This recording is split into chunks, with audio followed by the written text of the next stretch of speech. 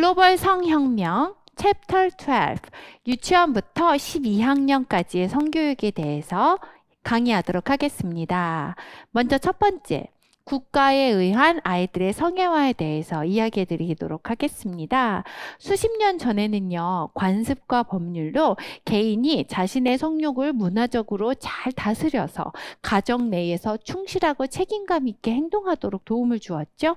그런데 지금 아이들은요, 오히려 성적인 수치심에 대한 감각을 파괴를 시키고 이른 아이 때부터, 아동기 때부터 성적 충동을 활성화시켜서 양심의 가책을 느끼지 못하도록 하도록 만들어 버렸습니다. 지금 우리 아이들에게 남아있는 유일한 그러한 교육은요, 너의 성적인 파트너가 싫어하는 것만 하지 말라라는 것만 남아 있습니다. 유럽연합에서 평균 75%의 아이들이 생물학적인 부모와 함께 살고 있어요. 즉 4분의 3의 가정이 정상적인 가정이에요. 그런데요, 여러분, 미디어를 보면요, 웬만한 가정은 거의 콩가루 집안이 참 많습니다. 이제 순결과 자제력을 교육시키는 거는요, 머나먼 옛날 이야기가 된 것이지요. 공교육의 의무적인 성교육 도입이 참 문제가 됩니다. 독일의 성교육은요, 1968년 학생운동의 산물인데요. 이 목적은요, 기독교적인 가치 파괴를 통한 성의 해방이 바로 목적이었습니다. 알프레드 킨제이는요, 성교육 교과서의 성과학자로 불릴 정도로 이 사람부터 뒤로 있는 모든 사람들이 이제 성교육의 열풍이 이제 일어나기 시작했죠. 잘못된 성교육에. 풀 게브하르트 인디애나 대학의 킨제이 연구소를 이끕니다. 워델 포메로이 성고등연구소를 설립했고요. 메리 칼데로는요, 가족계획연맹의 임원입니다. 여러분, 요거 영화를 보신 분 계실 수도 있어요. 성정보와 교육위원회를 설립했고요. 레스터 케켄달 1976년 성권리장전이라는 책을 저술했습니다. 이렇듯 많은 사람들의 흐름이 이렇게 계속 이어져 왔습니다. 유엔 아동권리협약 1990년에 전신으로 이루어졌어요. 위에 있는 모든 것들의 역사가 이제 유엔 아동권리협약으로 이제 이어졌거든요. 우베 시에러트는 1992년부터 키엘 대학 성교육 교수로 재직을 하는데요. 이 사람이 쓴 리사와 장이라는 책에는요, 이러한 내용들이 적혀 있습니다. 지금도 많이 잘 팔리고 있고요. 저게 팔리고 나서부터 20년 동안은 정말 많은 책들이 팔렸다고 합니다. 대학 교수예요. 가족계획연맹에 대해서 말씀드리도록 하겠습니다. 1942년 마가렛 생어에 의해서 미국에서 설립되었어요. 자, 가족계획연맹의 2010년도 보고서에 의하면요, 아주 자랑스럽게 이런 것들을 이야기합니다. 2,200만 건의 임시를 중절시켰다. 1억 3,100만 건의 피임 시술을 했다. 2,500만 건의 HIV 관련 서비스를 제공했다. 3,800만 쌍에게 보호를 제공했고 6억 2,100만 개의 콘돔을 배포했다. 8천만 건의 불임 시술을 젊은이에게 실행했다라고서 이야기하고 있습니다. 가족계획연맹의 주요 목표 대상, 여러분들 아시면 놀랄 거예요. 이들의 목표 대상은요, 바로 10대들입니다. 즉 결혼을 한 성인을 대상으로 하는 것이 아니라 젊은 학생들을 대상으로 이런 것들이 이루어지고 있다는 거죠. 이들에게 제공하는 목적이 무엇이냐면 양질의 성 및 생식 보건 서비스를 제공하고 있다고 합니다. 도대체 청소년 아이들에게 양질의 성 그리고 생식 보건 서비스가 어떤 것들이 제공이 되어야 될까요? 5개년 성과 보고서에 의하면요, 119개국에서 생식 보건 및 성적 권리에 호의적인 238건의 법안 개정을 이루었다라고 적혀 있습니다. 그 중에 52건은요, 낙태 자유화를 포함하고 있습니다. 390만 건의 낙태 관련 서비스를 제공했고요. 이 중 41.7%가 청소년을 대상으로 한 것이고요. 5년 동안 22%가 계속적으로 증가한 수치입니다. 포괄적 성교육의 내용과 방향은요. 자, 주류 메시지만 알고 계셔도 될 거예요. 성이라는 건요. 하나님께서 주신 거룩하고 지켜야 되는 것이고 가정 안에서만 이루어지는 것이야 라고 말하는 것이 절대 아니고요. 단지 즐거움을 위한 것이다 라고 이야기를 합니다. 포괄적 성교육을 위한 국제 가족 계획 연맹의 체제, 그리고 젊은이들의 권리, 성, HIV 감염자의 삶에 대한 가이드, 유럽의 성교육의 표준, 이런 것들, 이러한 내용들이 있습니다. 자, 우리는요, 아이들, 청소년 성폭력 예방 참 중요하죠. 미국의 2003년도 국립사법연구소의 보고에 의하면요, 성폭행을 당한 청소년 4명 중에 3명은요, 잘 알고 있는 사람에게 희생을 당했다라는 거예요. 즉, 잘 알고 있는 사람, 바로 내 주변에 있는 사람에게 희생을 당했다라는 것은요, 여러분, 이 사람들, 주변에 있는 사람들이 그냥 다른 청소년들을 성적인 대상으로 보고 있고 그거의 원인으로는 포르노 이런 것들이 있다라는 것을 알 수 있겠죠. 영화, 포르노, 광고, 잡지, 문학에서 끊임없이 성적 욕망을 유발하고 성욕 과다 사회가 그들의 욕구를 충족시키기 위해 아주 취약한 무방비 상태인 청소년 아이들을 대상으로 하는데 이용했다라는 거죠. 이 아이들을요, 우리는 오히려 보호를 해야 되는데요. 우리는 아이들에게 그것은 안 되는 거야 이렇게 이야기를 하는 것이 아니라 오히려 성관계 즐거움에 대한 권리, 너희들에게 권리가 있어. 너희들은 낙태를 할 수 있고 피임을 할 수 있어. 이런 것들을 가르치고 있는 거죠. 부모의 감독을 받지 않고 미디어에 접근을 한 아이들은요, 음란물을 보고 놀라면서도 범죄 장면을 따라해보고 그것을 또한 정상적인 것으로 여기는 악순환이 계속되고 있습니다. 이 책을 보면서도 제가 놀란 거는요, 미취학 연령의 아이들의 부모들이요, 이러한 놀이에 대한 고민을 하고 그리고 그 실질적으로 전화로 상담을 합니다라는 것을 보았습니다. 자, 어린이와 10대 청소년들의 성애와 방법과 위험성에 대해서 말씀드리도록 하겠습니다. 성인 세계에서는요, 자신을 과학적인 전문가라고서 이제 소개를 하면서 아이들에게 되게 친숙하게 들어갑니다. 학교에서 이루어지는 이제 성교육이라고 하면서 이제 나는 너희들의 마음을 잘 알고 있는 과학자야. 이렇게 이제 부드럽게 들어간다라는 거죠. 유능하고 이해심이 많은 친구고 너희들을 옹호해 줄 수 있어. 청소년 용어, 그리고 어린이 만화 나오는 그래픽 아주 잘 적용을 합니다. 그래서 나는 너네들과 같은 사람이야. 관대한 성행위의 주류를 포유하죠. 그건 정상이야 라고 이야기를 하는 거죠. 그리고 또래 집단의 압박을 유발하는 거죠. 다들 하잖아. 왜 너만 안 한다 그래? 이렇게 이야기를 하는 거죠. 만약에 우리 키즈 아이들이 그리고 우리 하늘마음교회 친구들이 이러한 이제 공교육의 성교육에서 낙태는 어쩌고 저쩌고 피임은 어쩌고 저쩌고 하는 그런 교육 가운데서 선생님 이 성관계는요 왜 교과서의 그림이 이렇게 여자친구 남자친구 하면서 교복 입고 이런 그림이 있습니까?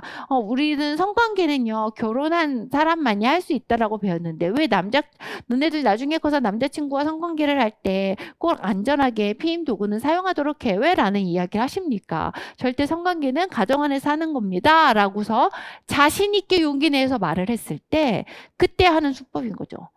다들 해. 너만 그렇게 모르니. 이럴 때 정말 우리 아이들이 상처를 받지 않았으면 좋겠습니다. 그리고요, 이 사람들의 주요한 특징 중 하나는요, 결혼이나 가족에 대한 언급을 하지 않습니다. 한부모 가정이나 결손 가정을요, LGBTI 가정하고 동일하게 놓고서 평등해야 된다라고 이야기를 하지만요, 결코 평등하지가 않습니다. 그리고 아이들에게 수치심을 없애기를 하는 방법으로 정말 여러 가지 역할극을 하고 그리고 또한 여러 가지 방법으로 교육 매체들을 통하여서 아이들에게 접근을 하죠. 자, 사춘기의 임신과 낙태에 대해서 이야기하겠습니다. 청소년들이 피임의 전문가가 되도록 훈련을 하는 거예요. 정말로 서울시에 있는 아하 성문화센터가 있는데요. 거기서는요, 피임 기구를 가지고 실질적으로 한번 시험해 보는 것도 있고요. 여러분들 궁금하시다면요, 그 성문화센터에 전화를 하셔서 내가 한번 학부모인데 내가 정말 성교육이 걱정이 되고 고민이 된다. 한번 보고 싶다. 그러면요, 여러분 이러한 교육을 충분히 받으실 수 있습니다. 그리고 낙태는 선택이라고 표현을 하고요. 부모 몰래 낙태를 할 수 있도록 병원으로 안내를 합니다. 피임약의 위험성에 대해서는요, 아무도 말을 해주지 않아요. 세계보건기구는요, 피임을 위한 알약이나 주사 피임에 발암물질이 있다라고 이야기했습니다. 그리고 이 피임약에 부작용이 있는데요. 이거 부작용에 대해서 이야기를 안 하죠. 그냥 학교에서는요, 이러한 것에 약이 이렇게 들어있으니까 매일매일 똑같이 이렇게 먹어야 되고 이런 이야기만 하는 거예요. 복용법만 이야기를 하는 거예요. 그런데 얘들아, 피임약을 먹으면 우울증이 올 수 있어. 생리불순, 성욕이 감소가 돼. 편두통이나 체중이 증가가 돼. 흡연하고 함께 복용하면은 네 혈액이 응고가 돼가지고서 어딘가에 꽉 막힐 수 있어. 뇌졸중이 올 수 있어. 이런 거 절대 말을 하지 않는 거죠.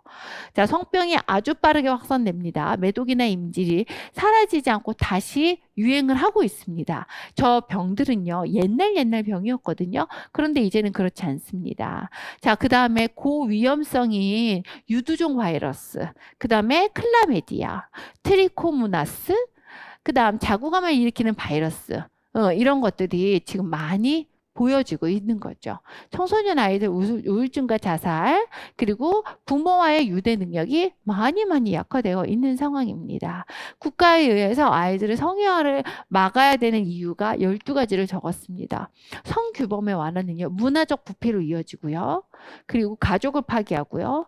아이들의 어린 시절 빼앗아 가고요. 부모의 권위를 악화시키죠. 나는 너에 대한 성 전문가야, 성과학자야. 부모들은 너의 마음을 몰라주지만 난 다 알아. 내가 부모들이 너희들을 도와주지 않는데 내가 너를 도와줄게. 이렇게 아이들을 꼬드긴다라는 거죠. 호르몬 발달을 위배가 되는 거죠. 그리고 자기애적 성욕을 고착시키고 결국에는요, 인격 장애로 이어집니다. 성장 발달을 막는 거고요. 그리고 이러한 동성애 행위를 계속 내버려 둘 경우는요, 젊은이들에게 위험을 처하게 되는 거죠. 그리고 붕괴된 가족 구조를 부추기는 거는요, 결국엔 그 아이들에게 그 붕괴된 가정 속에서 살아야 되는 고통스러운 심리를 주는 거나 마찬가지입니다. 가족의 파괴는요, 자녀 양육의 가정 통제로 이어지는 거고요. 인구 통계학적 위기는요, 성을 임신과 분리시키는 결과나 마찬가지이기 때문에 우리는요, 국가에 의한 아동 성애화를 반드시 막아야 합니다. 성애화가 뭐예요? 그거는요, 어린 시절부터 성에 익숙하게 만드는 것을 성애화, 조기 성애화라고 이해를 하시면 되겠습니다. 성혁명가들은요, 모순적입니다. 자, 그들은요, 마치 우리들에게 자유를 주겠어 라고 약속을 하지만 성중독에 빠뜨리고요. 책임에 대해서 이야기하지만 타인을 성적 대상으로 비하시키는 행동을 하게 합니다. 성별, 성적 지향, 성 정체성을 자유롭게 선택할 수 있다고는 하지만 동성애에서 이성애로 바뀔 수 있는 그 가능성은 부인합니다. 아까 보셨죠? 네, HIV 감염으로부터 보호하기를 원한다고 말하지만은요, 감염에 대한 정보를 모두 다 갖추고요. 그리고 감추고요. 여러 명의 섹스 파트너와 학문 성교를 장려하고요. 그리고 콘돔으로 안전한 성관계를 하면은 괜찮아라고 하지만은 그거 다 거짓말이지요. 10명 중에 1명은 HIV에 감염이 된다라고 나와 있습니다. 학대로부터 아이들을 보호하기 원한다고 하지만 아이들에게 수치심을 파괴하고요. 그리고 성적인 공격의 무방비 상태. 그건 너희들의 권력이야. 그냥 너희들은 느낄 수 있어 라는 상태로 만들어지는 거죠. 부모와 가족의 결합을 깨트리는 거죠. 이렇게 함으로써 누가 이득을 얻을 수 있을까요? 이러한 사람들이 이득을 얻습니다. 인구 통계학적인 냉각기에 빠지기 원하는 사람들, 기독교 제거에 관심 있는 사람들, 이성의 성규범 해체를 통해 인정받기를 원하는 사람들이 이득을 얻는 거죠. 자, 여러분, 다음과 같은 질문을 제가 한번 해보기 원합니다. 성교육에 관련된 이야기가 정말 먼 남의 나라 이야기일까? 아닙니다. 바로 우리 아이들의 문제가 될 수 있어요.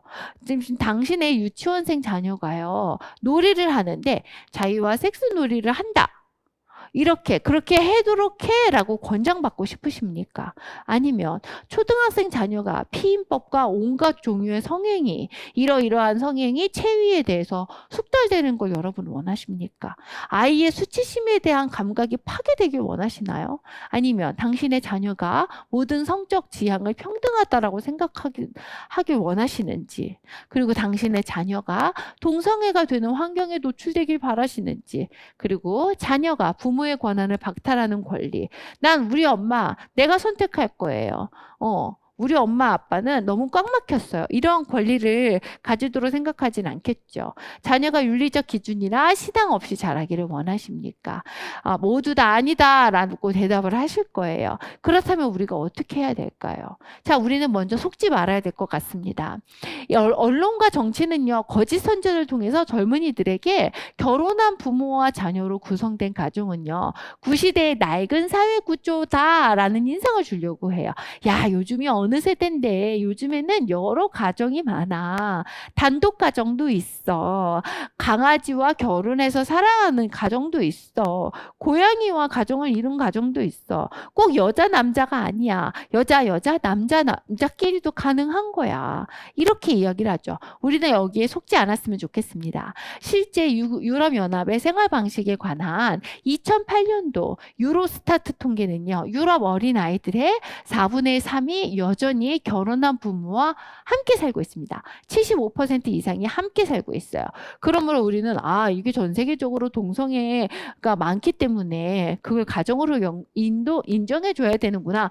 아닙니다. 그들은 극소수의 이야기입니다. 젊은 사람들은요. 아직까지 젊은 사람은 진정한 사랑과 상호 간의 신실함을 갈망하고 있습니다. 우리 교회 청년들 또한 마찬가지지요.